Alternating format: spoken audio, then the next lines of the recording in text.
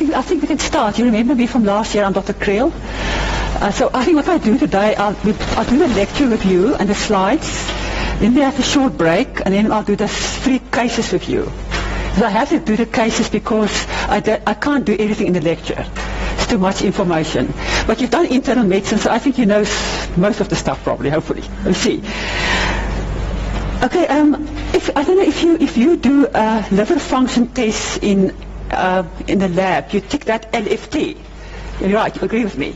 So I'm going to tell you what you will find is the bilirubin in our lab, the total bilirubin, the conjugated bilirubin, the AST, the ALT, the GGT, and the ALP. They don't do the albumin anymore. You have to specifically ask separately for albumin, which is quite bad, I think, because if you look at liver function, what you actually measure is liver dysfunction. The real liver function will be the synthetic function of the liver, which is the albumin, and in a separate tube you have to ask for a prothrombin time, or INR. That will also tell you how the liver is functioning. So just always remember, please just stick the albumin, otherwise you get a very distorted result. And then if you look at the liver functions, you can get the idea whether it's obstructive or whether it's hepatocellular. Obstructive, you will have a high GGT and high ALP. And with hepatocellular, you'll have a high AST and a high ALT. But it's often a combination, because if you have prolonged obstruction, you'll have secondary liver damage and the AST will go up. Vice versa, if you've got hepatitis A or B, you will have obstructive phase and then the GGT will go up. But you can get the idea, if you look at the liver functions, what the problem might be. And the other thing is, don't look at liver functions and only see liver. There might be other stuff in the liver functions that is not due to the liver. In my ward is now a child with a muscle disease. He's got juvenile dermatomyositis. And the AST and ALT is up because it's also part of the enzymes of the muscle. The CK will be much higher then. And the other thing to remember is the ALP can shot up a lot with rickets. Then the ALP comes from the bone and does not come from the liver. Okay. So don't just look at liver functions and only think about the liver, just think outside the box also. So I'm going to talk briefly about hepatitis A and a little bit about hepatitis B. Hepatitis A is not completely unknown. I have adapted something from the body. So A and B is the one that you have to learn a little bit about. C, they think is going to become a problem in South Africa. It's really a massive problem in Europe. But I haven't actually seen any hepatitis C yet. B is not in sub-Saharan Africa. And C, I don't think we can test in our lab like this. So hepatitis A in young children under the age is often what I mean by that, they are not jaundiced. So they're not vomiting, maybe history of diarrhea, mild fever, and they might have a biggish liver. You don't have to be jaundiced. So just remember that if a child is 2 years old with a big liver, vomiting, let's do hepatitis A studies, it never becomes chronic. So if you don't die, which is uncommon, but 0.05% of patients can actually die with hepatitis A, then they all will actually recover. The liver will recover. The diagnostic test is hepatitis A IgM. So if you want to, that will be positive, and it will often stay positive for up to 6 months.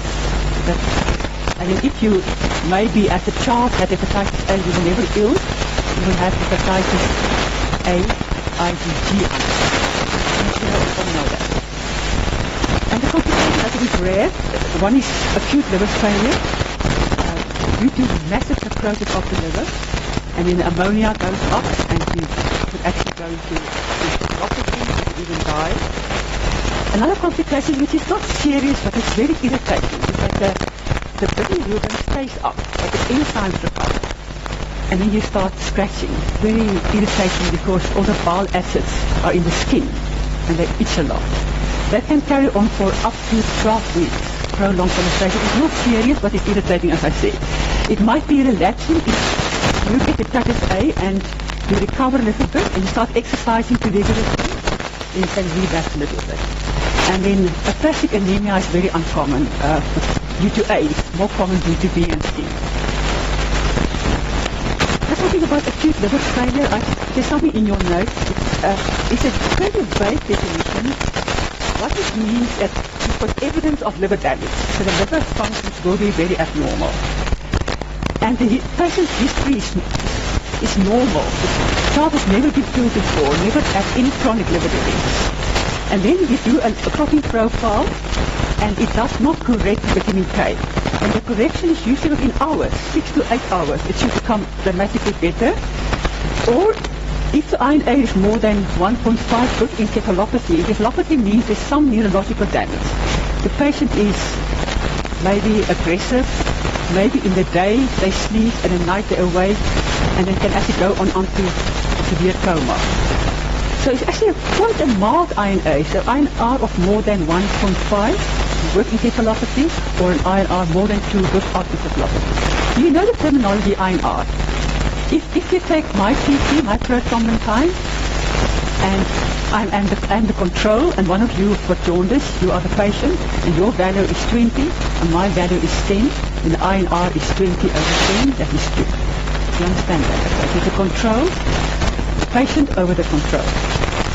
What are the causes of hepatitis, of acute liver failure? It's always infections, hepatitis A, B, C, D, E, cytomegalovirus, Epstein-Barr virus. Drugs, paracetamol is a cause that often is used in adolescents for suicidal purposes. And the younger the child, the more we think about inherited disorder. This is uncommon diseases, but we'll talk about that a bit later. But let's say you drink milk. All of us drink milk after that. Milk has got lactose. Lactose converted to glucose and galactose. The galactose must be changed to glucose in the liver. So that you can use an enzyme. If you don't have an enzyme, then the galactose becomes a toxin. You get galactosemia.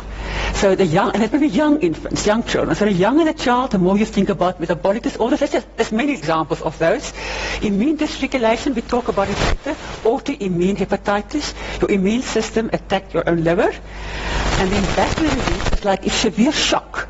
Budd-Chiari syndrome, where the lymphatic veins become clotted. That can get you acute liver failure. It's very interesting worldwide.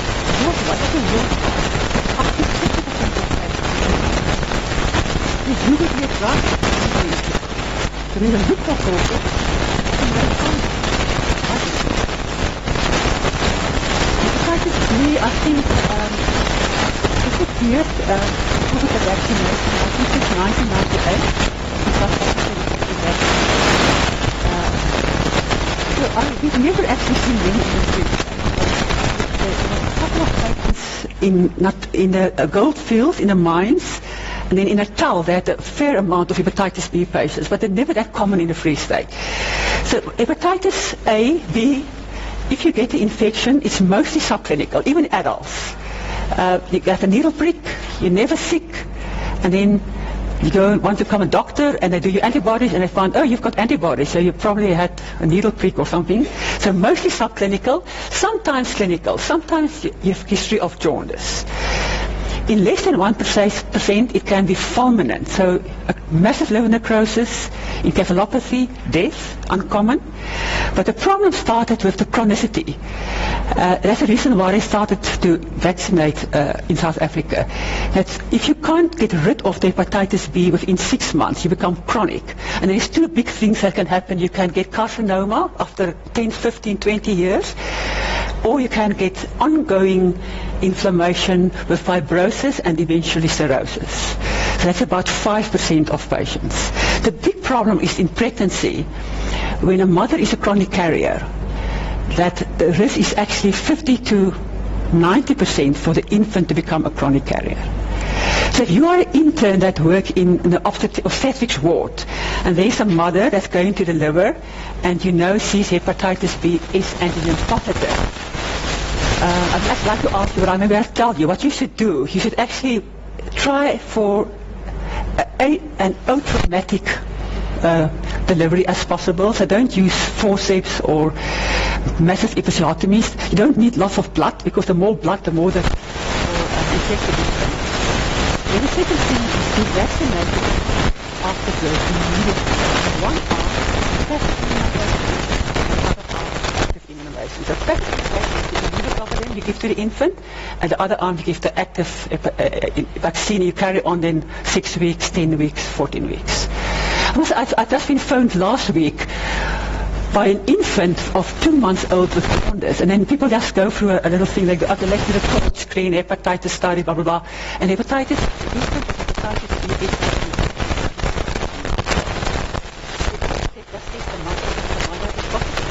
is probably a chronic carrier.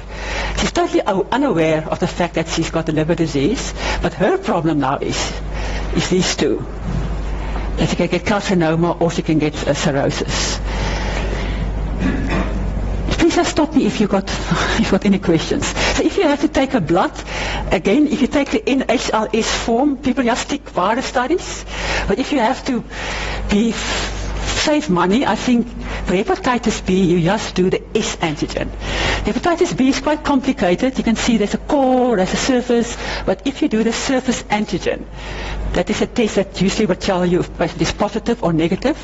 What they do in Pananomie sometimes, I don't know why they do it, but they tend to do the core first, and then they do the S antigen. But I just show you, I don't actually expect you to know all this, but it's quite complicated, the serology of hepatitis B. So as I said, hepatitis S antigen is here, very early, and you should lose it after 6 months. If you don't lose it, you become a carrier. What Pananomie and some labs do the core antibodies, because they also come very early. But core, you have to differentiate between M and G. M will be acute, and G will be a chronic carrier. And then people that lose the antigen got antibodies. Do you want them to lose it and make the antibodies? Just for example, take myself. None of us were vaccinated. So the vaccine only came in when we were already medical doctors. So I worked in Natal and did a lot of needle pricks. Never worried about that. When I came here to specialize, I test one day all of us, and I've got this and this. So I had a needle prick, and I had natural hepatitis B infection, and I was lucky. I lost the antigen, and I'm not a carrier. I'm immune. But it could have been very bad, that you could actually have become a carrier. So people that had natural infection will have C and S antibodies. You that were vaccinated will only have S antibodies. It's very complicated, but if you become doctors and you have this EDL booklet that we all get, there's a very nice chapter on how to interpret the serology of hepatitis B, because it can be very complicated. Okay, so the big problem, and I'm going to talk a lot about chronic disease today, liver disease. So chronic hepatitis is ongoing, and we can't really put a time limit to it. Hepatitis B, we say 6 months. But many of the patients that I see, I see children like maybe 9, 10 years old with a very vague, insidious course. They say they don't feel very well for 3 months. They maybe had some joint complaints. Then they started having ascites. So we can't really put a time limit. But if you do a biopsy, what you'll find, there's ongoing inflammation, inflammatory cells, there's fibrosis, and there might even be cirrhosis. And then we try to find the etiology, and I've put 5 causes there, and maybe 6. So what are the causes in childhood? Might be hepatitis B or C, never A. A is never chronic. It might be autoimmune, which we do see about 2 or 3 cases every year, and that is treatable. Always ask about drugs and toxins. Ask about HIV drugs, TB drugs, paracetamol, traditional medication. It doesn't even have to be traditional medication. It can be herbal medication. That people take a lot of herbal drugs nowadays, which have never been tested in a laboratory, and it might be toxic to the liver. Metabolic and genetic diseases, examples is Wilson's disease, which is a copper problem, alpha-1 antitrypsin deficiency, lots of genetic diseases, and many of my patients, I can't find the cause, and it's idiopathic. The 6th group that I may will add here is if you had biliary atresia as a neonate, and you were operated, and operation was partially successful, the patient carried on with their own liver, but then he started to decompensate, maybe at 1 year or 2 years, and then they might have a big liver and a spleen. So you can maybe put the 6th cause there, post-obstructive liver disease as a neonate. Okay. So if you examine a patient with chronic liver disease, I've given you a whole list. You don't really have to know everything, but there are nice signs. And palmar erythema, which is normal in women and pregnant women, is also a sign of liver disease. And we actually see that in kids. I've got infants of 4 months, with very nice palmar erythema, very obvious of liver disease. So it's a common sign in pediatrics. The other sign is spotted angiomata, which is not that common. Difficult to see sometimes also. What we do see are these veins over the abdomen. This is the caput medusae, which is the classic thing from Greek pathology. But what we see much more common in pediatrics, the veins over the upper abdomen. Big veins over the liver. It's quite common. And then we see these kids that scratch a lot. And remember, if they're 2 months old, they can't scratch because they don't know how to scratch. Because they haven't got the myelin, developmental of the brain, but then around about 4 months they start doing this. And then they start scratching, and it's terrible. They say the pruritus of cholestasis is really terrible. You can't sleep at night. And it doesn't help to give them antihistamines. It's not like allergic reaction. It's not histamine driven. So it can be quite difficult to treat these kids. Severe. I've had kids that have got jaundice and then they've got problems with vitamin K. Because they can't actually absorb vitamin K from the gut, and then they start scratching, and then they bleed quite extensively from the skin. Okay, what are the severe complications of liver disease? Then the liver carries on more and more fibrosis, and you've got a cirrhotic liver, and then you get portal hypertension, which is the big spleen, the ascites, the varices, and on this background of a sick liver, you always have the risk to become encephalopathic, because your liver doesn't function normally. And I personally, I prefer that you use a liver failure as encephalopathy, and all the other things, patients with ascites, with palmar erythema, they've got insufficiency of the liver. They're wide awake, but they've got liver insufficiency. So liver failure for me is then the encephalopathic picture. Okay. So that is a cirrhotic liver, which in pediatrics is very uncommon to feel the nodules. You rarely feel it in pediatrics. So what's the problem with encephalopathy? The liver is important to detoxify the amino molecules and they can't do it. You've got lots of ammonia which then can cross the blood-brain barrier and make the patient encephalopathic. Many of these kids actually are a little bit they struggle at school with the chronic liver disease because the ammonia is high. They cross the blood-brain barrier, so they struggle at school because they're encephalopathic, low-grade encephalopathic. So what are portal hypertension? The variceal bleeding, which can be absolutely catastrophic. They can die. They can have one bleed and they can die. And the liver is very clever. I can show you this slide. The blood vessels are extremely clever. This portal vein, I can actually show you here, this portal vein struggles to get the blood into the liver because the pressure in the liver is very high. So what they make shortcuts. Let's try and bypass the liver. So there's one shortcut that they make through the gastric, and then you go to the esophagus. You got all the varices here. There's also lots of varices. So this blood doesn't go through the liver. So it's toxic blood really. So this patient will have then a risk of encephalopathy. They've got a big spleen and hypersplenism. So hypersplenism means that if you take a full blood count, you find a monocytopenia, a bicytopenia, or a pancytopenia. That's what it means. So hypersplenism is a full blood count investigation. In practice, mostly first the platelets go, secondly the white cell count, and in my experience, seldomly the HB unless they've got variceal bleeding, then the HB will fall. So it's very common to have bicytopenia. And it's just, the spleen the blood cells are in the spleen, so they're just pooled there. It's not that they're eaten up by the spleen, they're just pooled there. So they're still available for the body if the body needs them. And then the ascites that can develop, that is portal hypertension. Okay. So this is example of a chart. Can you see then, this chart is slightly yellow. You can see the scar here. It's a transverse scar that runs here. There's a big veins of the upper abdomen, and there's also a scar there.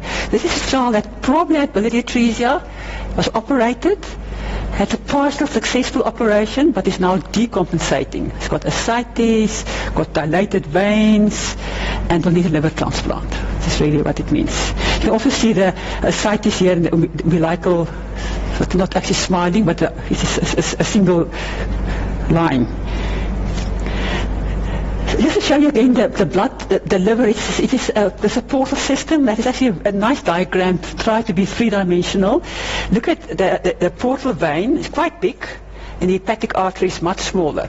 But 60 to 70% of the blood goes into the liver through the portal vein, and about 20 to 30% through the hepatic artery. So this green stuff is the bile ducts.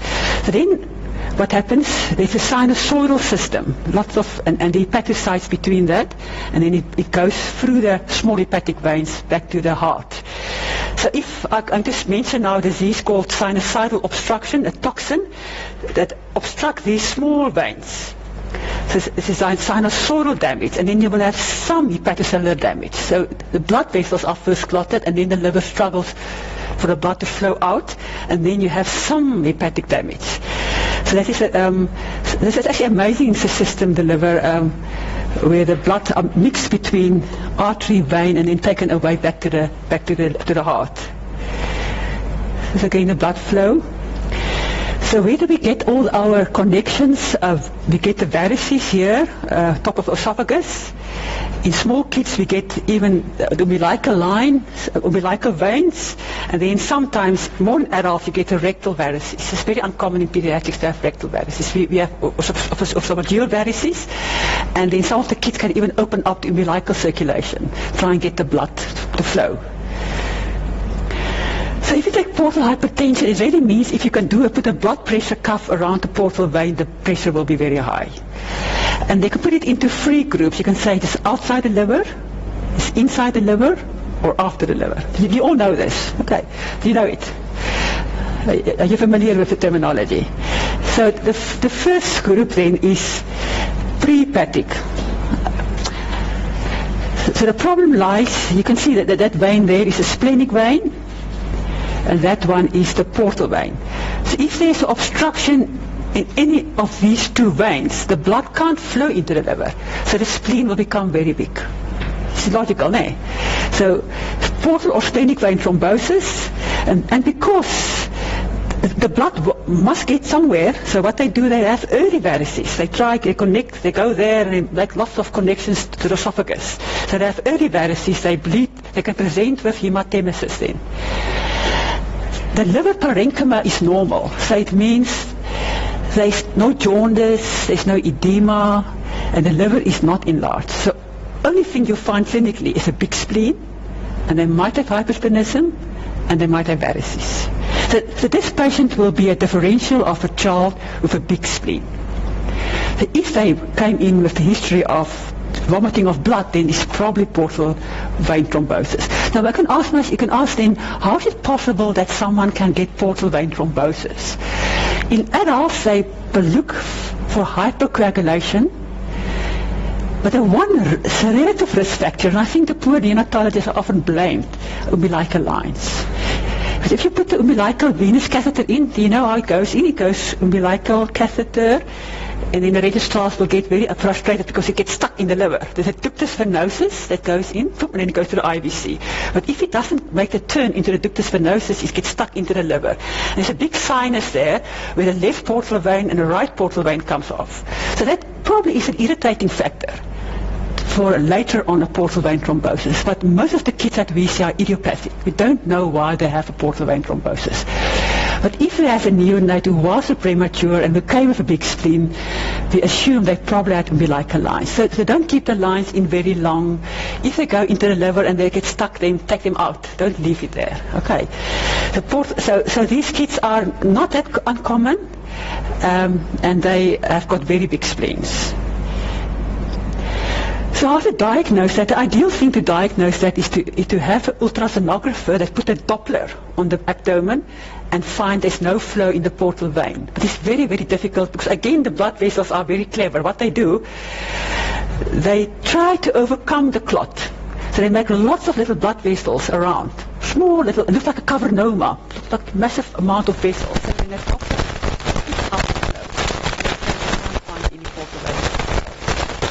what we tend to do nowadays, quite invasive, thing of portogram. This is done by interventional physiology.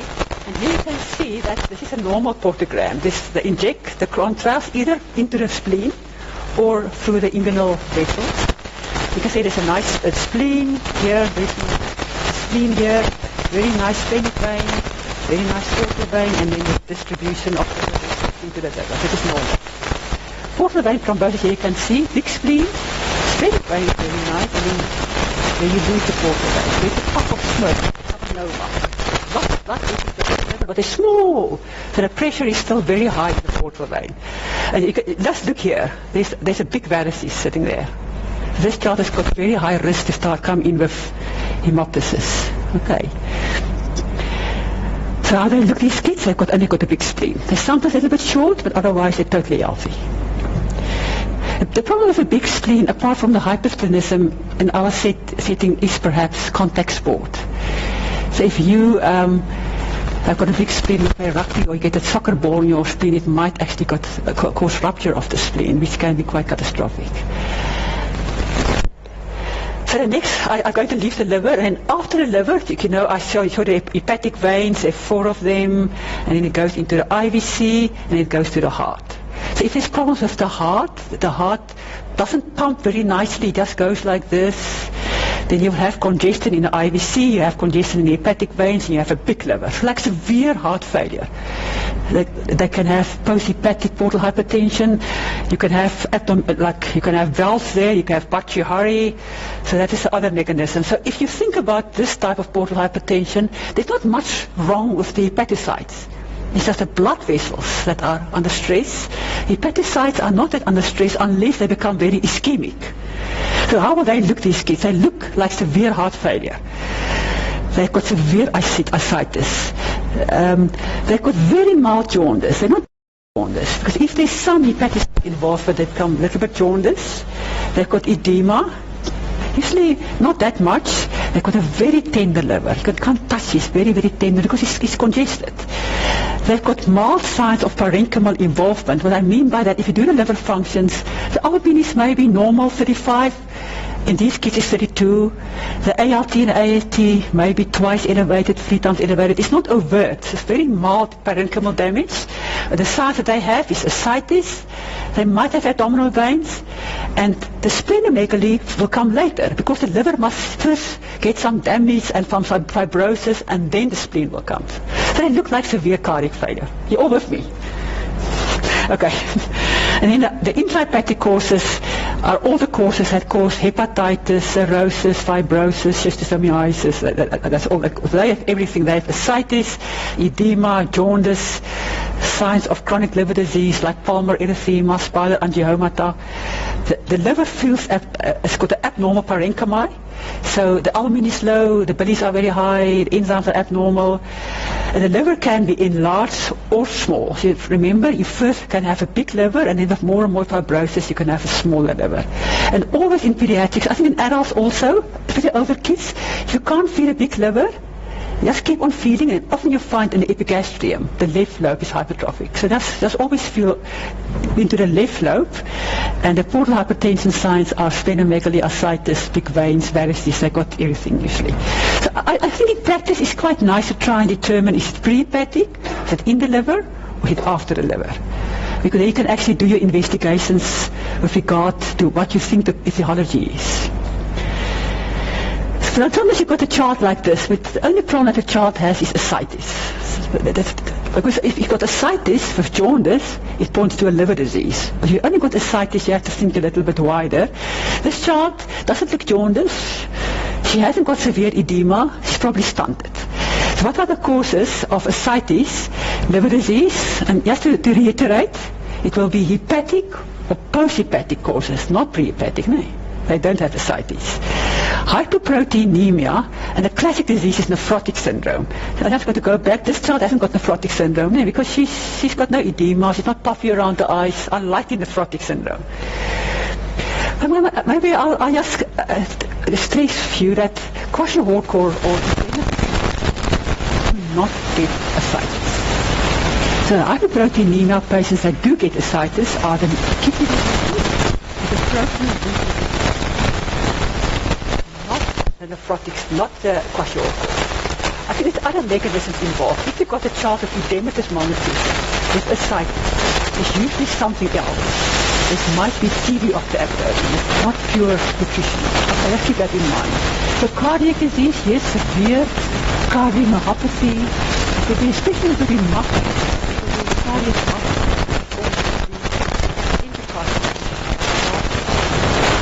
Infections, I think to be honest, I think you can give you a practice of breathing. It's just possible to go to the first mechanism, peritoneal convulsion. Peritoneal involved lots of inflammation and exudative process that you sometimes see with TB, it involves the gut or the lymphatics. So if it involves the gut, you can have a protein-losing enteropathy. So the protein is not lost to the kidneys, it's lost to the gut. And then you've got hypoalbuminemia and all the stuff, and then you can have ascites. The third mechanism is TB can affect the pericard of the heart. And if the pericard is affected, the heart can't pump. So the heart just goes like this. So what you'll find, a massive JVP, a big liver, and lots of ascites. That's the three mechanisms that TB can affect, can give you ascites. Okay, malignancies, I think it's more in adults, ovarian carcinoma, probably, and then occasionally lymphoma can give ascites. And then rare stuff is just pancreatic ascites, a child on a bicycle, and then falls forward, the handles, blunt trauma to the abdomen, pancreatitis, and lots of ascites. If you tap those fluid, it often might be bloody. Rare stuff is urinary ascites. How is it possible? Young infant boy. Remember, we make urine in utero. You pass urine in utero. It goes into the amniotic fluid and is reabsorbed. So if you've got obstructive uropathy, you can't pass urine. And the boys will have, classic story is posterior urethral valves. So they can't pass urine. So what will happen? They have got dilated, a big bladder, dilated ureters, dilated calyx, and the urine will leak through the calyxes, reach the peritoneal, and then come intraperitoneal. So the clue will be here to do an ultrasound. It's an easy diagnosis, and what if you are a doctor in the periphery and you think about that? Yes, because then you break the valves, and it can pass urine. So, and then what I sometimes in bowel, as uncommon, but a bowel leak is young infants, they leak, it's interesting, they leak spontaneously from where the cystic duct comes into the colitis. I've seen two cases in my life. If you tap the food, green, white is green, that's the bile.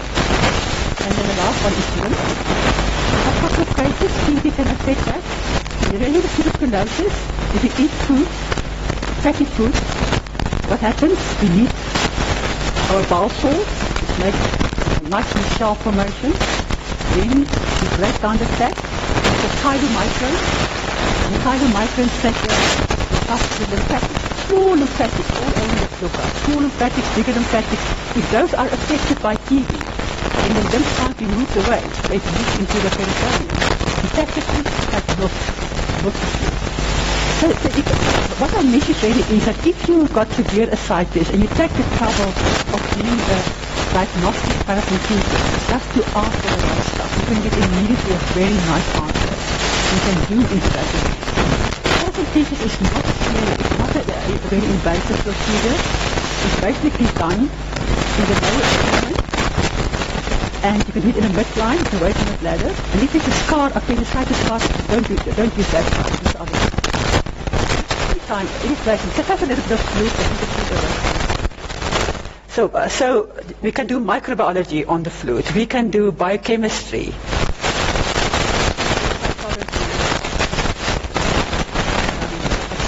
A very nice answer. What I do is we use a lot nowadays. We use the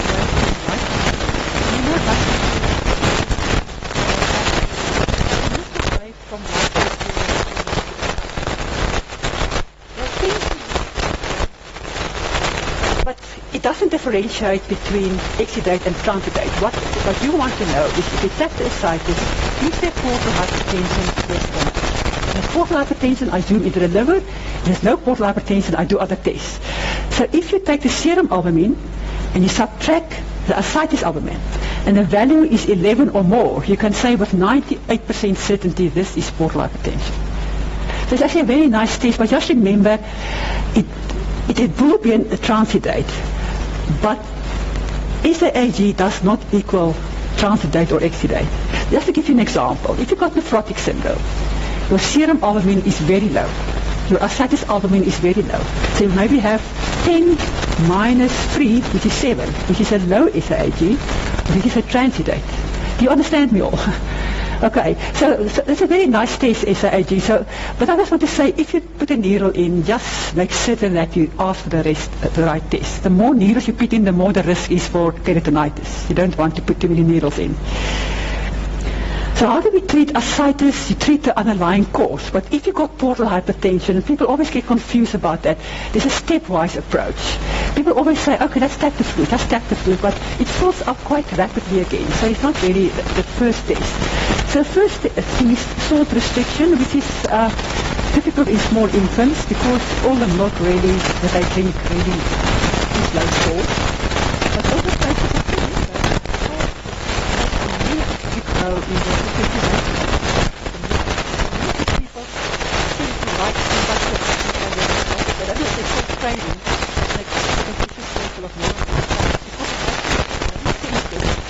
that the dehydration, the renal angiotensin of oxygen.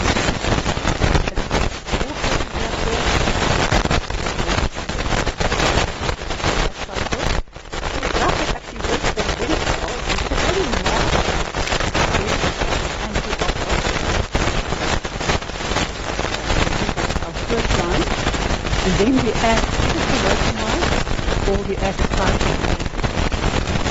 And we go up with the dose you get every single day, you actually go quite high. And then the next step is you can give the common cyclophosphamide, but you must give 4% because 4% equals our serum, that is 20%. The idea is getting 20% to draw the fluid intravascular in the nice part. And then at the end you're at the top. And you talk about 50%.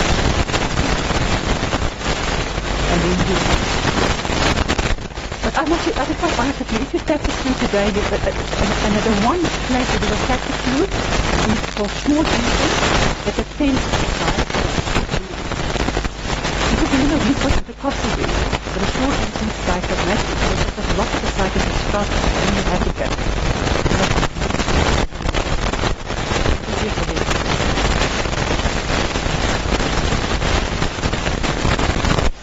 I'm just going to do prolonged jaundice and then I'll take you to a short break.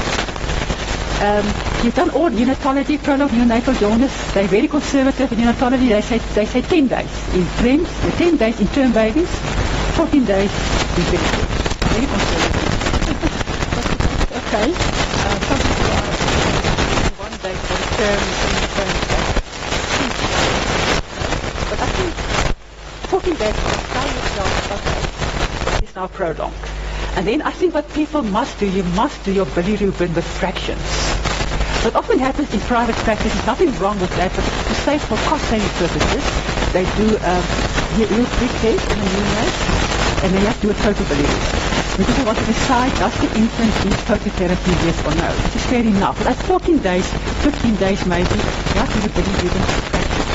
Because the thing totally different if the bilirubin is conjugated with a spondylolism. And if the acid is really different from the surgery, we use 20% conjugate of the total. The red lights are critical. So we don't use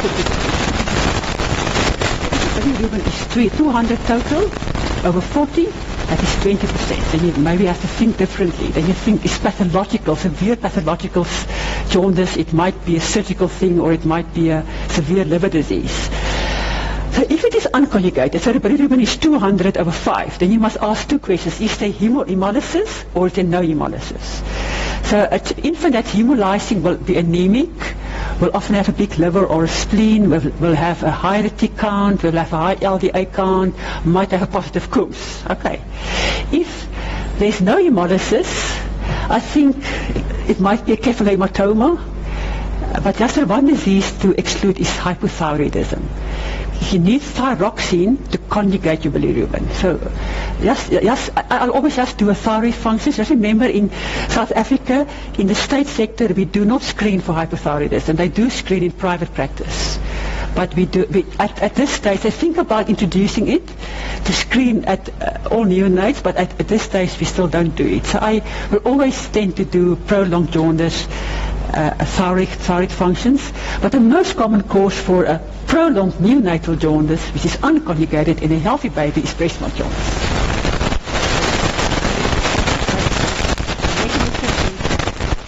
We all make bilirubin all the time. We never jaundice because our liver functions normally. But neonates, with high AGT, with immature levels, so the bilirubin conjugated, goes into the bile duct, into the gut. Breast milk baby's gut is sort of it's got lots of glucuronidase enzyme, much more than formula baby. So that enzyme breaks down the poor bilirubin and is unconjugated again. It has to go back to the liver. All the worrying. So I think if you exclude hypothyroidism, the baby should just reassure the parents, carry on with breastfeeding, it will disappear. We don't even stop the breast milk. Some people stop the breast milk for 24 hours, and the bilirubin goes down, and they restart the breast milk, and the bilirubin goes up, but never as high as before. But I think it's traumatic for the mother if she stops the breastfeeding. So that's really sure. Okay. If it's conjugated bilirubin, I think just refer the patients. You can maybe put them in two big groups. I put the third group here, but the first group is there's a problem in the bile ducts that is surgical, or it's a problem in the liver. That's the two. Intrahepatic bile ducts are uncommon, but they do exist. So why I think biliary atresia, I think, is one of the diseases that are referred too late over and over and over in South Africa. I have been phoned yesterday, a child from the Lesotho, 2.5 months old. They've done thought screens, they've done this, they've done that, and now they think it's biliary atresia. It is too late for surgery. I will see the child on Monday, but I think it's too late. It's too late for surgery. You have to refer these infants quickly. The biliary atresia is an interesting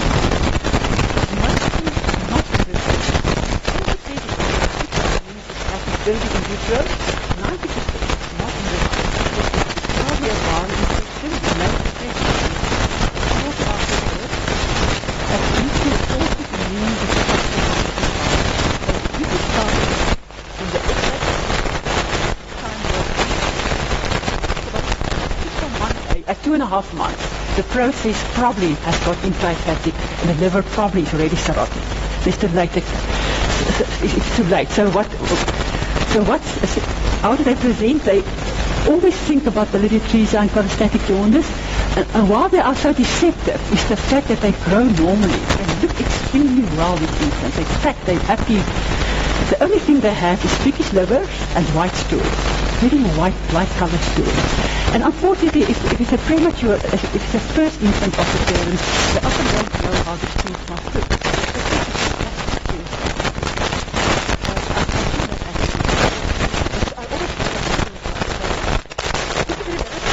You will find the GET is always elevated, but it can be from hundreds to thousands.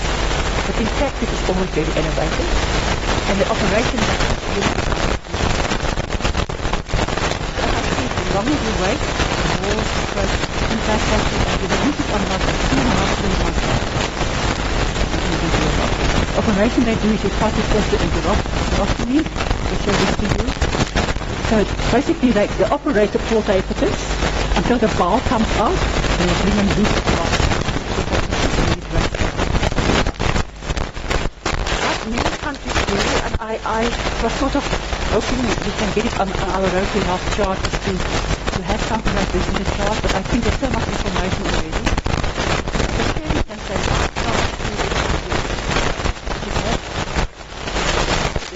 like the first degree, white colored stool. And the rest it's my chart with a problem. But I think in our Rotary Health chart is too much information, and I think the HIV stuff takes a lot, and I don't really think we've got space to put that also in.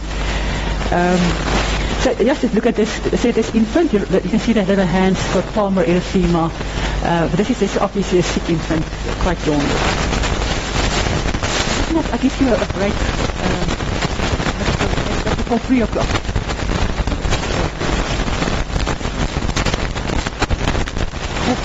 So what I usually do, I can tell you, they open up the abdomen, then they look if they can find the gallbladder and the extrahepatic bile ducts. Often it's just like fibrotic pieces of fibrosis, and they just take it out. But if they can find the gallbladder, they do a gram, intrahepatic cholangiogram, inject the dye, and they see all the bile ducts are closed. And they usually take up all the extrahepatic bile ducts. If the biliary atresia is very distal, so the proximal bile ducts are open and the gallbladder is there, they might do a cholerical enterostomy. They can just connect then through the cholerigus and then into the gut. But most of our patients get a porte enterostomy, to be quite honest. But you're quite right. It is variations. You can have the total bile ducts destroyed, you can have the proximal part or distal part only destroyed. Yeah. So, I'll see you at 3 o'clock then.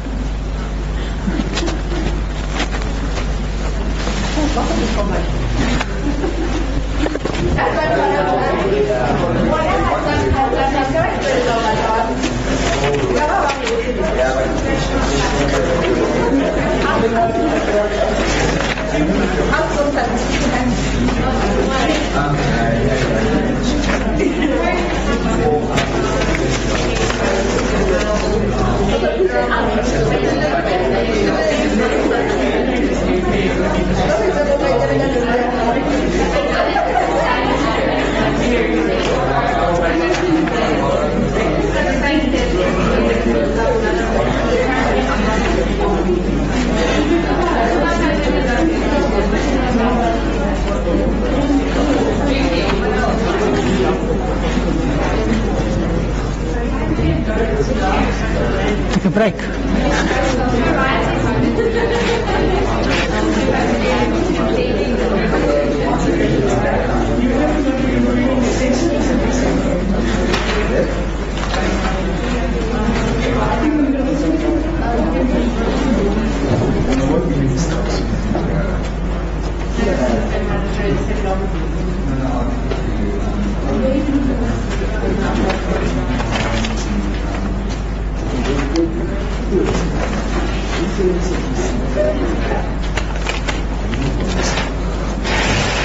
Okay, there's 4 cases. It's actually one multiple choice question, there's one short case and there's 2 longer cases. I just had to do it with you because I didn't go through it with the lecture. And then when she's left, there's just 3 MCQs that you can just raise your hands. Okay, then you can go. Monday's lecture I think will be a little bit shorter. It's chronic diarrhea. So I'm going to go through the names. Who's seen it? Oh, okay. The first question is a little bit difficult, but let's go through it. It's on page 163. So the new multiple choice questions have got very long scenarios and then short answers. So here's a 3-year-old boy, he's 3 years old. He's got 1 week history of pain in the upper abdomen and he's got abdominal distension. On examination, he's mildly jaundiced and has severe ascites, as well as a very big liver of 6 centimeters below the costal margin. His liver function tests are very mildly deranged with total bilirubin 80. The normal total bilirubin is about 24. He's about 3 times elevated, and conjugated bilirubin is 50, so usually it's probably 4 normal value. The serum albumin is slightly decreased. There is a history that he received some traditional herbal medication for a cough 2 weeks before, and so maybe it's a little bit unfair question, but I didn't actually do it with you it's in the notes, but I didn't do it with you in the lecture. The pathophysiological process is explained by obstruction of blood flow in the portal vein. That will be portal vein thrombosis. No, it doesn't fit. The portal vein thrombosis will present with a big spleen, and the liver will be normal, and there will be no ascites. That you can throw that one out. So I'll go to the next person. I'll give you a break. Taryn? Okay, there she goes. No, you're right, it's fine, you're fine, she's right. So, because it's severe hepatocellular necrosis will have at a very high bilirubin, very high, 300. And the albumin would have been very low, and the enzymes initially would have been very high, but if the liver is gone, if everything is necrotic, the enzymes will come down, the AST and ALD. So she's totally right. Obstruction in the venous sinusoids, which drain into the hepatic veins. So it's actually intrahepatic, but it is post-sinusoidal. That is the classic disease that we see maybe 1 or 2 every year due to Senecio alkaloids that people use in herbal teas, which I think is not a problem for adults with a normal liver, but high dosages in a kid can actually block the small central veins and the blood can't flow out. And then you've got this big liver and very terrible ascites sometimes. And the fourth one is also wrong. For fibrosis around the portal vein will be schistosomiasis. So the right answer is C then. Okay, it's good. Okay. Did you study beforehand? No, I was thinking because the conjugated bilirubin is more than 50% of the total bilirubin. Yeah. Can indicate a obstruction. Yeah, although, and it's pathological. There's something pathological going on, yeah. Okay, the second case, I don't know if Taryn is here. I can't actually recognize, let's say you're working Perinomi tonight. You see this child. Okay, let's see a 2-month-old infant, previously healthy, vomiting fever. What do you think about in a 2-month-old infant? Vomiting fever. What red lights must go on? No, fever, vomiting, unwell. Yeah, but infection, in sepsis, you think sepsis, infection. Now this child is also slightly jaundiced, only 2-day history. And examining is irritable, I didn't actually write it here. You've got a high temperature and the liver is slightly enlarged because we accept 2 centimeter in that age, so 3 centimeter is slightly enlarged. It's actually got a cholestatic jaundice, but the liver enzymes are very mildly increased. So she's quite right. If you will think sepsis, forget about the jaundice first. I explained how the jaundice happen. So if you do get an infant that age with sepsis, what will you do? Which test will you do? Where's the source of the sepsis? You think bacterial sepsis, am I right? Okay, so how can you find the source of sepsis? You usually ask for a sterile tray. What do you do? No, a couple of days. Yeah, but more specific tests to try and get an organism. A blood culture? What else do they do? They do a septic screen. Urine. So blood culture, urine, and CSF. And then what they actually find, this is a way that gram-negative sepsis can present, plus minus UTI. The reason how it happens is that, you know the word endotoxemia? You know from microbiology, the gram-negative organisms got endotoxins. So if that organism is invasive, there's immune reaction. You know cytokines, interleukins, endotoxins, all that stuff in the circulation. In an abnormal, in an immature baby, immature liver, the bilirubin is nicely conjugated. So come back to her question, glycerol transferase is working adequately. The bilirubin is conjugated. Now it must go through a small canaliculus. It's actually amazing. There's carrier molecules for bilirubin, for phospholipids. That carrier process is blocked by all the cytokines. They can't get out into the bile duct. So where do they go? Into the blood. And the child is jaundice. It also happens then in multi, if you work in multi in ICU, the patients with multiple organ involvement, they often has got septicemia and they're jaundiced. All these endotoxins. So what she said is totally correct. You will focus on the sepsis. Fever, unwell, 2-month-old infant, sepsis. And you'll do the right thing. Because how will you treat that and how will you treat that child? What will your treatment be? Yes, exactly. You have broad spectrum. So Ampi and Genta, or what they often do in Perinomi, because they don't get the CSF result immediately, they put them on the 3rd generation cephalosporin, which crosses the blood-brain barrier. Next morning they might change back to penicillin and Ampi and Genta. No? Okay. So that is not that uncommon, especially E. coli, UTIs, they can present like this. The the other question is a longer scenario. Is Kirsten here? Kirsten. Yes, I must have I can't recognize you.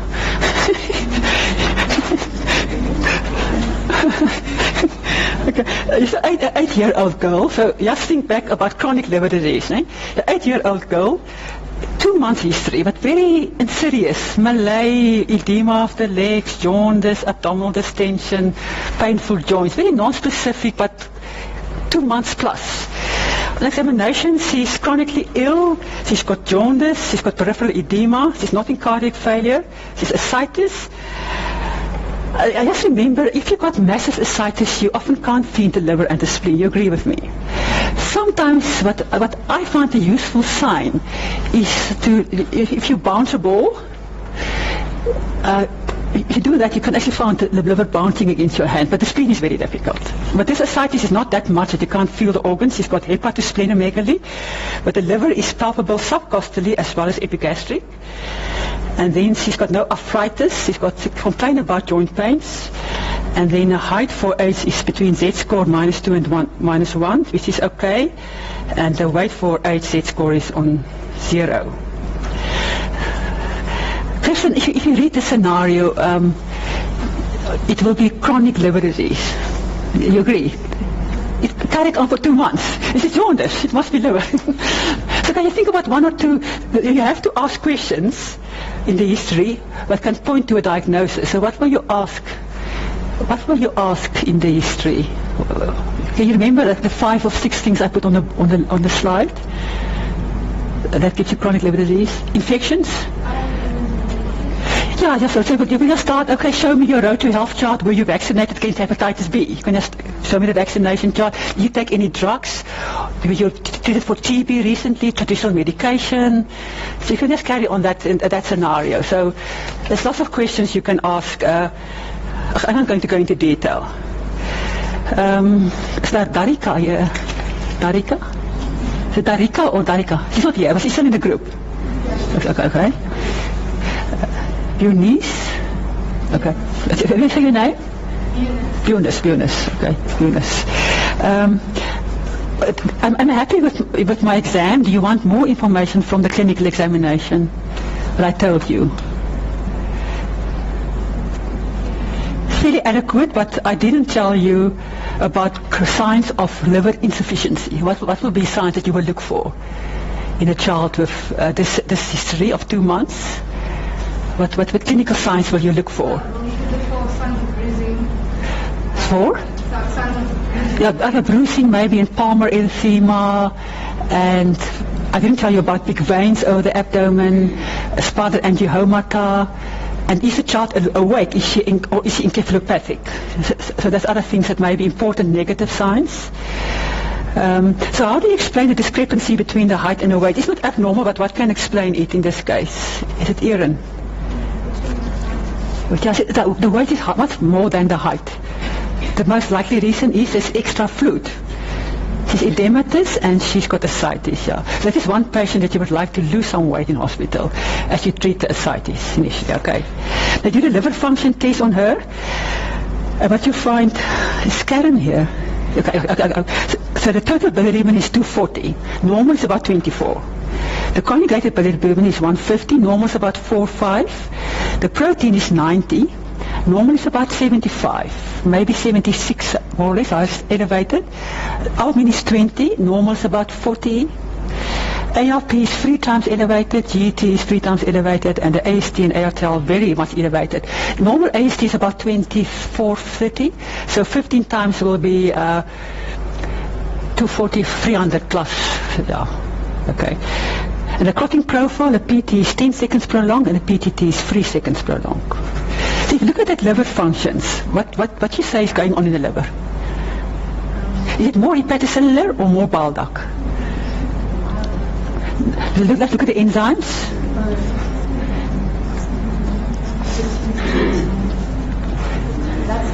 Now, so this is hepatocellular, so it must be a hepatitis of sorts. And it's very prolonged. And the other thing you can say, there's quite severe liver involvement because synthetic functions are disturbed. The albumin is low and the clotting profile is prolonged. So it's been carrying on for a while. the half-life of albumin is about 2 to 3 weeks. So it can carry it on for a while. So she's got a chronic hepatitis. Okay. So which 3 diseases will you exclude? Marjan? Is Marjan here? Okay. Hepatitis B is antigen you'll do? Yeah. Hepatitis C maybe also? I'm going to give you a clue. Why do you think the total protein is elevated? So if you think about liver functions, you've got the total protein and you've got the albumin. So if you subtract the albumin from the total protein, what are all the other proteins? Do you understand my question? Yeah, so it will be albumin, and it's alpha 1 proteins, alpha 2, beta and gamma, which is much more. Now gamma are mostly immunoglobulins. So, are you with me? The gamma globulins are mostly immunoglobulins. Okay. So this chart has maybe got lots of other proteins floating around. So this points to possible autoimmune etiology, because there's autoantibodies floating around. There's a clue for autoimmune hepatitis. You don't actually have to know that which test. A and A is one of the tests that are done. So the second thing is autoimmune hepatitis, and the third one might be drugs. Wilson's disease. I haven't actually seen a possibility of Wilson's disease also, yeah. Okay. So this is possible etiologies. So it's hepatocellular, so you can zoom onto the liver, and you can do courses that give you chronic liver diseases. So this chart is most likely autoimmune hepatitis. So the next question is now, you think you will refer the patient because she needs possibly a liver biopsy. Let's ask someone else. Scan this here. Liver biopsy, but then you phoned and I said, okay, but you must first treat the ascites, because you can't do liver biopsy if you've got ascites, because you put a needle in, you need the stomach muscles to contract to prevent bleeding, and also if they bleed into the ascites and you don't pick it up. And the second thing, you can't do the biopsy because of the clotting profile that is deranged. So what are you going to do about the clotting profile? You can't give, you can't, well, you give it by orally or IMI or IBI. Yeah, you can give it orally, but if it doesn't work, it is not absorbed. Why is it not absorbed? Because there's no bile salts that come through. So rather give it parenterally. And I agree with you, we rather put in short drips and give it IVI than IMI. It might also bleed if you've got a severe clotting problem. So you give it IVI. If it does not correct, then it is actually a poor prognosis. The reason why is probably vitamin K is that the PT is much more prolonged than the PTT. The PT is more vitamin K dependent than the PTT. So this chart's clotting profile should actually correct with vitamin K IVI, yeah. And interesting that we can give the vitamin K orally. The MM, which is a micellar formation, is very well absorbed. But it's not that well absorbed if you've got cholestasis, because you still need bile salts to absorb it. Okay. So you often find patients going home with ampules, so they break it open and give it orally. So you can't give it orally. And what are you going to do about this poor? What are you going to do about ascites? That's the stepwise approach? Yeah, okay. So then you usually stop there and you give it a couple of days and then you carry on. Yeah. You have to be patient, but they often respond very well to the dose treatment. It takes a while to kick in, but it works. Okay, then while she's waiting for the transfer, they call you to hospital, they said, oh, this child is now very strange. She's very aggressive, she doesn't want to go to bed, she's disorientated, and what do you think is going on now with her? Renu Renatu, I must have got his name right. Renu Renatu. What the tatu I mean is to be happy. What does Renu need to tatu mean? When it's tatu, it means we saw the whale. Tatu actually means oh, okay. You know that. What do you think is gone with the child now? What's wrong with her? Encephalopathic. So I didn't want to spend so much time, but if you go to page 167, just to tell you, in South Africa, liver transplantation is available in Red Cross Hospital for state patients. And then in Johannesburg, at Donald Gordon, I think they do a lot of transplants now, mostly for private patients, but they will do some state patients.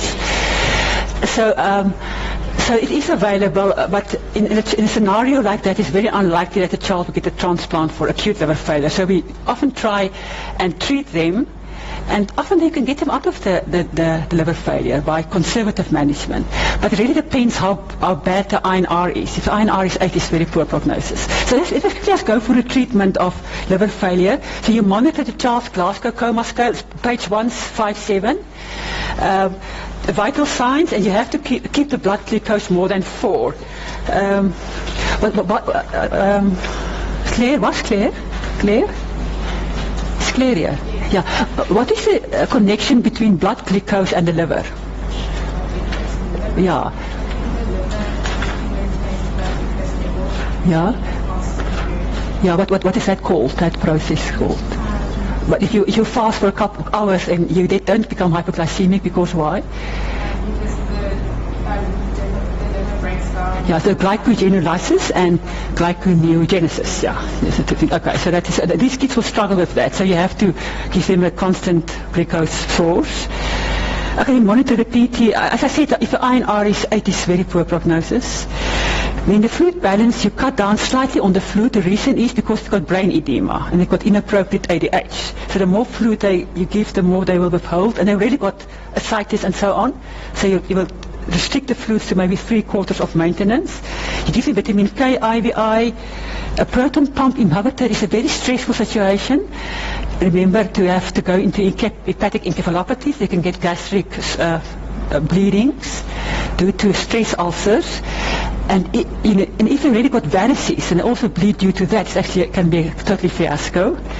Lactulose, yeah, I think it's a drug that we have. The lactulose is remember from last year, is a laxative. It's a sugar that is not absorbed.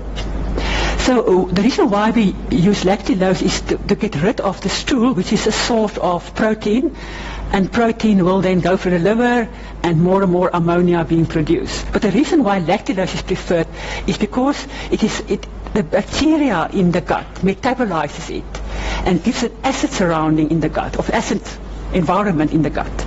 And then the organisms can't really survive. And they've got less organisms, and because less organisms, less production of ammonia. So and another reason is that if you've got all this acid in the gut, you get NH3 plus H, then you got ammonium, which is excreted. That's the reason why lactulose is used. We often use that also as long-term for some of these encephalopathic patients that use 5 ml twice a day or 10 ml twice a day. Okay, then another controversial thing is some people sterilize the bowel because they feel if they sterilize the bowel, then there's less organisms which can produce ammonia. And I've written there actually neomycin, but just cut it out. It's not available anymore, so we use gentamicin orally. You take the gentamicin, break open the ampules and give it orally. Then it's not absorbed, but it stays in the gut and it sterilizes the gut.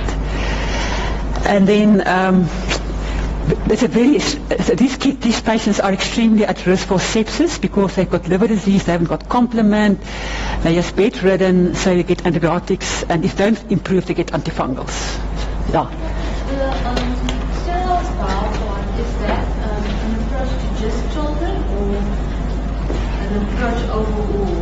I don't know if it's taken out by the adults. The adults still teach you that.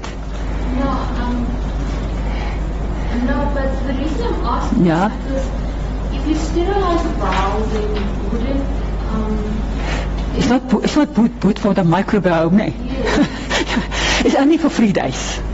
It's actually only for 3 days. Yeah, you only give it for 3 days.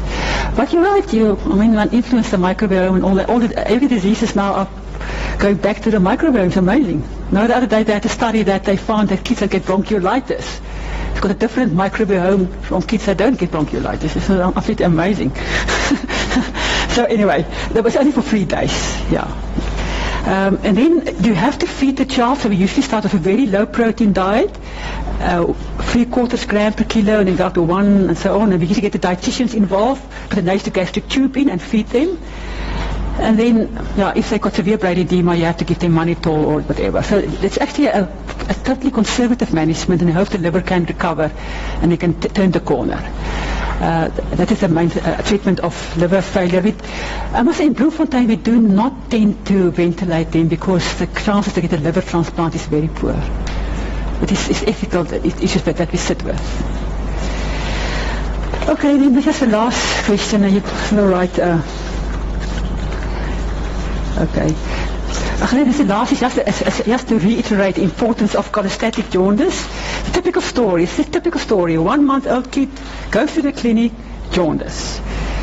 Term baby, term baby with good birth weight, breastfed, and at age 14 days was told that the jaundice was caused by breast milk and it should disappear and that no follow-up is needed. It may be incorrect answer, but I think if you say something like that, maybe just follow up after a week or so. But the mother is still worried because the child's eyes appear more yellow than 2 weeks before. And what often happens in the Free State, you won't believe me, they still tell the people they put the children in the sun. Remember, phototherapy years back was discovered because someone put a tube in the sun, in the windowsill, and the next morning they say, oh, it was yellow, the serum, now it's much less yellow. That's how phototherapy was discovered. But if you think about the sun, it's actually quite dangerous. It's not ideal, it's not ideal, but it happens. I tell you, it happens. Okay, they examine a baby, and a baby is jaundice. He's gained weight very well. It's now 4 kilograms. He's got a 3 centimeter liver. He's got no big spleen. And then you look at in his eyes, and the red reflex is present. Why will people look in? I've asked Claire, no? Claire, did I ask? Yeah, I asked Claire. Melissa? It's not Melissa, no. It's Melissa. Is it Melissa? Oh, she has different glasses. And then Tepisu. You all change us a lot. I can't recognize you know. So, what do you say? Why do you look in the, if you take an ophthalmoscope, and you stand at a distance and you look at your eyes, I will see a red coming through. What is the reason why you're worried that there might not be a red reflex in this child? What will be the reason that the red reflex won't come back? What is in between your retina and my light? Which can give present with jaundice. Let's just think about the eye. So you've got the retina, you've got the viscous fluid, got the lens and what's the other fluid called? Aqueous fluid, yeah. So what, you think what of those, everything can really be involved, but what, I'm talking about the lens here. So what can be a problem in the lens that the red reflex can't come through? Cataracts. So one disease that can present with cataracts is congenital rubella syndrome, but they won't look like this kids. They usually are IgR, they've got small heads, they've got heart murmurs. That's an interesting sake. We had about earlier this year 5 kids with congenital rubella. I think the next immunization that might come to South Africa is rubella. I'm not quite certain if they will give it with the human papilloma virus to girls only or to everyone. But I think they because it's a terrible disease. These kids are deaf, they've got heart problems, which you can correct. You can remove the cataracts, but they've got microcephaly, so it's a very terrible disease. But what is the other disease that can present with cataracts, which is not rubella? It's galactosemia. So we had one this year. It's not that common, but it's totally treatable. So I always just look in the eyes of a child with jaundice. So if you drink breast milk or any milk, it's glucose, galactose. The galactose is not a problem for any of us because our liver can handle it. But if you haven't got the enzyme that must change the galactose 1-phosphate uridyl transferase is the enzyme's name. If you haven't got that, then galactose becomes a toxin. You get cataracts and so on. And the treatment is simple. Stop the breastfeeding. That is one absolute contraindication for breastfeeding. You put them on lactose-free milk, which is soya. We actually had one child this year who's done very, very well, actually. So this child's history then, Debbie, what else you want to know about this child's history? If you want to ask the mother something about the stool, what do you ask the mother? I think that's the one question you have to ask. What is the color? And then often I show them, this yellow or this yellow or this yellow. Because often most of them will say it's yellow, but you actually have to ask them, or look yourself. The rest that we talk about. So if you can only do one special investigation, which one will you do? Sorry, I'm actually now with Kylie. If you sit in Jagersfontein, which test will you do? An ultrasound or a liver functions or what is the cheapest test? At this stage you don't actually know whether the bilirubin is conjugated or not. You agree with me? I just give you the history of 1 month jaundice and a biggish liver, and then that's all I told you. So, all I told you. So you have to determine whether it's conjugated or not. So you do a bilirubin refractions. If it's conjugated, you refer the child. The reason is it might, this sounds like biliary trees now. The child is 1 month old, still enough time. Okay. It's also information, but I stick and go and then,